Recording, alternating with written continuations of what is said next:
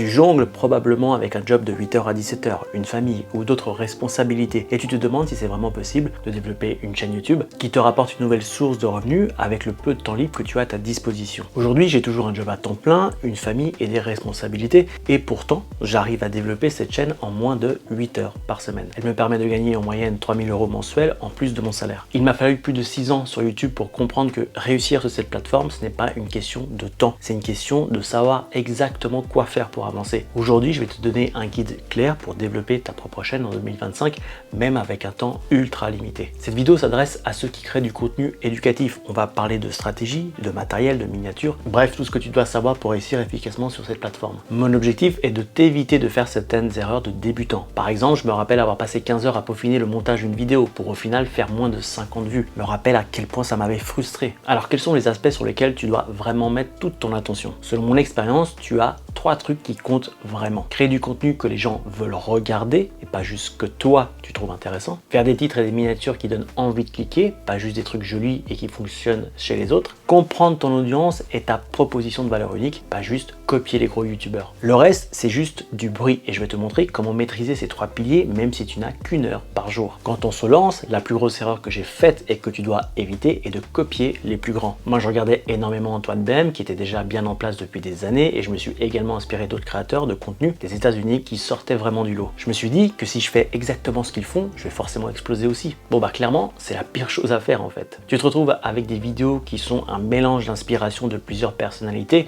différentes et surtout, tu adoptes une stratégie qui n'est pas du tout la tienne. C'est comme vouloir courir sans savoir marcher, bah tu vas ramper l'ami, crois-moi. Pourquoi? Parce que les gros créateurs ne jouent pas au même jeu que toi qui débutes. Par exemple, sur cette chaîne, mon objectif aujourd'hui n'est même plus de grossir ou d'avoir plus d'abonnés.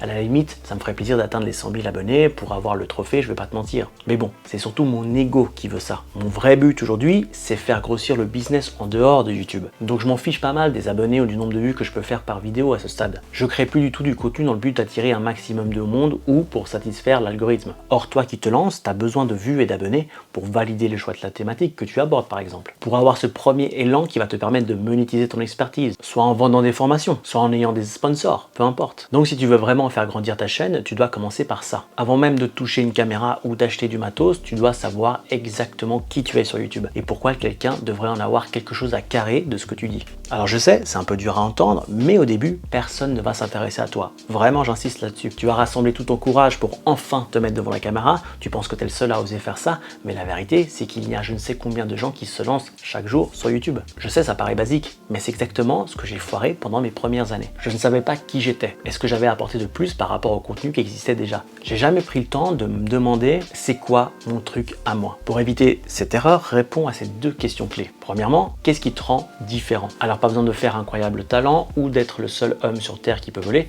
ça peut juste être ton parcours, tes expériences, ta personnalité. Par exemple, t'es étudiant et t'as trouvé un moyen de cartonner en cours tout en gardant une vie sociale, t'es une maman ninja de la gestion du temps entre les enfants et le boulot, ça c'est ton point de départ. Ensuite, pourquoi les gens devraient te regarder toi? Est-ce que tu résous un vrai problème? Est-ce que tu apportes une perspective unique à ce problème? Ce point est très important à comprendre car en s'inspirant de ceux qui marchent déjà sur la plateforme, tu t'éloignes justement du fait de résoudre un problème de façon unique. Par exemple, je vois souvent cette erreur. Ces dernières semaines, on a tous vu ce mec se scotcher la bouche avec une routine qui n'existe que lors du tournage de cette vidéo, j'en suis sûr. Et on a tous vu tout un tas d'autres personnes suivre cette tendance dans le but d'aller gratter des vues. Maintenant, toi qui crée du contenu éducatif et qui cherche à attirer du monde à toi, à ton avis, si tu sors une vidéo de type ma morning routine et que personne ne te connaît à ce stade, est-ce que tu penses que les gens vont se dire tiens, je vais cliquer sur la journée d'un inconnu que je ne connais pas du tout? Ce que les gens cherchent, ce sont des solutions à leurs problèmes. Donc plutôt que de créer une 101e morning routine d'entraînement, crée une vidéo du style comment perdre du poids sans aller à la salle. Tu vois le délire? Le premier titre parle de toi alors que l'autre résout un problème. Donc ta mission au début, c'est de créer du contenu qui aide, qui apporte une solution concrète. Au fil du temps, tu gagneras de la crédibilité et les gens vont commencer à te suivre pour ta personnalité. Et à ce moment-là, tu pourras faire des vidéos sur ta routine matinale. Mais pas au début. Au début, commence par être utile. Pour clarifier ton truc à toi, écris une phrase de mission. En mode,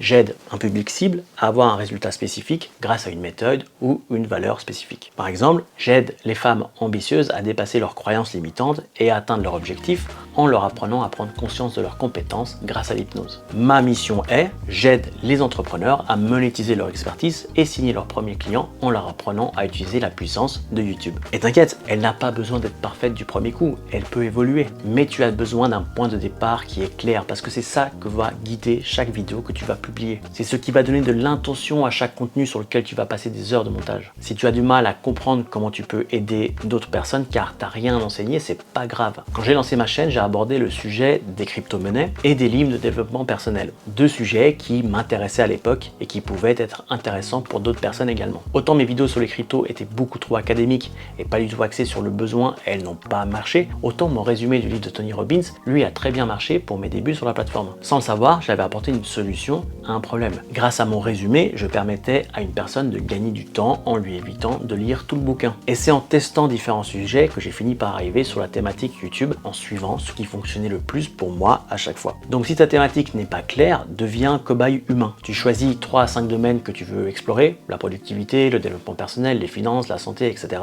Tu lis des livres, tu testes des méthodes, tu prends des conseils d'experts et tu partages ce qui marche et ce qui ne marche pas. Tu n'es pas le prof, tu es l'explorateur. Tu avances avec ton audience. Matt D'Avella a explosé sur YouTube grâce à cette stratégie. Et en 2025, c'est une stratégie qui est toujours très efficace parce que les gens se connectent à des histoires vraies, pas à des publications Instagram complètement fake. Aujourd'hui, on a de l'information de partout et tout le monde peut devenir un expert en 24 heures. Si quelqu'un veut juste apprendre une langue, il peut demander à une IA, théoriquement. Mais si tu racontes ton vrai parcours, tes galères, tes réussites, là, ça touche. Sur YouTube, tu peux soit enseigner ce que tu as vécu ou alors grandir avec ton audience. Quand tu résous un problème de façon unique en mettant en avant ton parcours, ta personnalité, tu as les ingrédients pour te rendre visible sur la plateforme. On va parler matériel maintenant et je vais te faire gagner du temps tout de suite. N'investis pas ton argent là où il ne faut pas. Je vois beaucoup de débutants dépenser une blinde dans une caméra dernier cri, mais derrière, ils ont un son catastrophique. Et tu sais quoi? Une mauvaise image, ça passe encore. Mais un mauvais son, c'est non direct. Tu peux avoir la meilleure vidéo du monde, si on t'entend mal, personne va rester.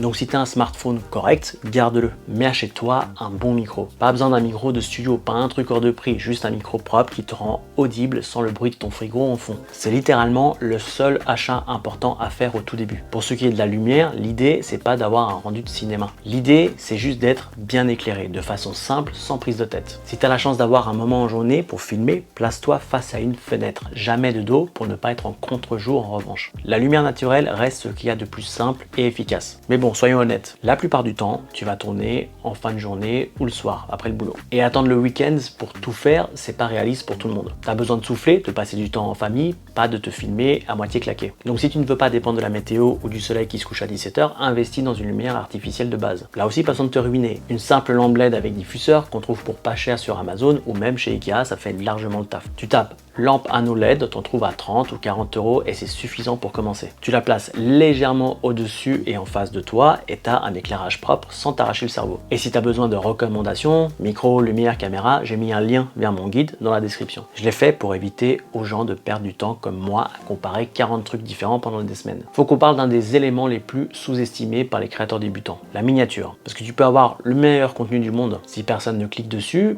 il ne sera jamais vu. Et je vois trop de créateurs de contenu éducatif qui passent des heures à créer du contenu ultra quali, mais qui font leur miniature à l'arrache ou trop corporate. Et résultat, 0 clic, 0 vue, 0 impact. Faut être clair, une miniature, c'est pas une œuvre d'art, c'est un aimant à attention. Donc ce que tu recherches, c'est pas qu'on te dise Oh, c'est joli. mais plutôt Oh putain, faut que je clique dessus. Et pour ça, t'as pas besoin de Photoshop ni d'être un graphiste. Perso, même avec plus de 50 000 abonnés, je fais encore 100% de mes miniatures sur Canva. Je connais rien à Photoshop et je m'en porte très bien. L'important, c'est pas le logiciel, c'est la psychologie du clic derrière l'image. Alors qu'est-ce qui fait une bonne miniature? Déjà, oublie les miniatures surchargées. Une idée égale une image, pas plus. L'objectif, c'est que quelqu'un comprenne instantanément ce que ta vidéo peut lui apporter. Et pour ça, il y a 3 leviers que tu peux activer. Un texte clair, court, percutant, genre personne ne t'a dit ça, ou plus 3000 € par mois sans pub. Des messages simples qui suscitent la curiosité ou promettent un bénéfice clair. Et surtout, du contraste. On veut du texte qui se voit. Évite les polices d'écriture jolies et stylées qui seront illisibles sur un écran de smartphone. C'est pas pour rien qu'on a tous des gros titres bien gras et bien visibles. Une image qui raconte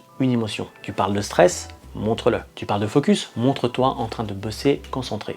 Tu parles de résultats, montre un graphique, un chiffre, un changement visuel. Et même si tu penses que tu as un visage qui n'a aucune expression, ça marche quand même. Parce que c'est pas ton charisme de mannequin qu'on recherche, c'est l'émotion que l'image transmet. Un visuel simple, mais pas fade. Pas besoin de 4 polices, 3 logos, 10 emojis. Un fond uni, un élément central et basta. Et surtout, ne cherche pas à faire joli comme j'ai déjà dit. Cherche à faire cliquer. Tu peux t'inspirer éventuellement de ce qui se marche déjà. Tu analyses les miniatures de ta niche qui ont le plus de vues récemment. Et tu regardes ce qu'elles ont en commun. Contraste, visage, chiffres, avant-après. Tu t'en inspires sans copier. Tu t'appropries les codes de ta thématique. Et dernier truc, ta miniature et ton titre doivent fonctionner en duo. C'est pas deux trucs séparés. Ils doivent raconter la même promesse sous deux angles différents. Le titre peut donner le quoi, la miniature donne le pourquoi. Exemple, titre, comment j'ai signé mes 3 premiers clients grâce à YouTube. Sur la miniature, plus 3 000 € sans pub. Tu vois, ensemble, ça attire l'attention et la curiosité. Et ça donne envie de cliquer sans que tu aies besoin d'expliquer pendant 3 paragraphes. Maintenant, il faut qu'on parle de l'organisation. Parce que si tu as un job à temps plein, une vie de famille, des clients à gérer ou même juste une vie normale, t'as pas le luxe de passer tes journées sur YouTube. Et pourtant, tu as envie que ta chaîne décolle. Tu as envie qu'elle devienne un vrai levier pour ton activité. Donc, tu essaies de caser ça quand tu as le temps. Sauf que quand tu as le temps, ça n'existe pas. Ce que je vois souvent chez les personnes que j'accompagne, c'est ça. Au début, on veut bien faire. Alors on bloque une journée entière, généralement le week-end,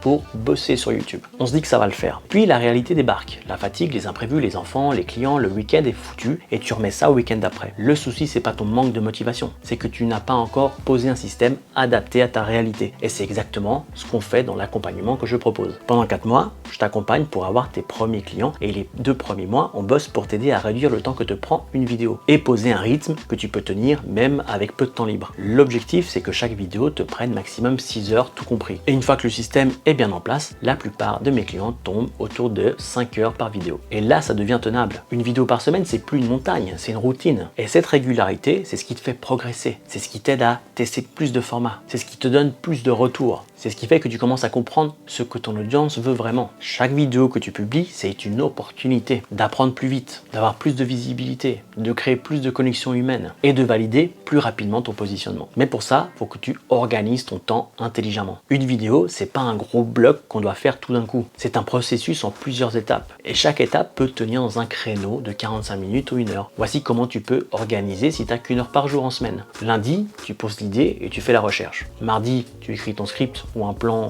au minimum. Mercredi soir, tu tournes. Jeudi, tu commences à faire le montage. Vendredi, tu finis le montage et tu t'occupes de la miniature, la description et tu mets le tout en ligne. Et bim, tu as une vidéo prête sans jamais avoir à bloquer toute une journée. Perso, moi je bosse un soir sur 2. Lundi, mercredi, vendredi, j'avance sur mes vidéos et sur la partie plus business de mon activité. Mardi et jeudi, je les garde pour moi, pour ma famille et pour me poser. Et comme ça, mon week-end est souvent libre. Ou alors, il y a des fois où j'ai un peu plus la flemme de bosser en semaine, donc je bosse un peu moins et je rattrape le week-end en bossant quelques heures le matin. Étant donné que mon système est découpé en petites étapes, je peux plus facilement m'adapter en fonction de mon énergie ou de la réalité du moment. Et si toi aujourd'hui, t'as que 3 ou 4 heures par semaine, bah c'est pas grave. Tu démarres avec une vidéo toutes les 2 semaines. Et tu passes à une vidéo par semaine quand tu maîtrises le truc. L'objectif, c'est pas de faire beaucoup tout de suite. C'est de poser une cadence que tu peux tenir sur la durée. Parce que ce qu'on veut, c'est tenir 3, 6, 12 mois, pas juste 2 semaines pleines de bonne volonté. Et je vais te dire un truc que je répète souvent à mes clients. Si tu veux que ta chaîne devienne un vrai levier pour ton business, une vidéo par semaine, c'est pas un objectif ambitieux. C'est juste le minimum viable. Mais encore une fois, pas à n'importe quel prix. Tu veux pas sacrifier ta santé mentale, ton couple ou ton temps libre pour ça. Le but n'est pas de te cramer pour réussir. Le but, c'est de construire un système simple, fluide, que tu peux maintenir justement sans te cramer. Et pour ça, il faut se concentrer sur l'essentiel. Pas sur les détails du montage, pas sur la perfection, mais sur le message, la structure, la publication régulière. C'est ça qui compte au début. Et c'est ça que je t'encourage à mettre en place dès maintenant avec les moyens que tu as. Tu veux que ça marche? Pose ton planning.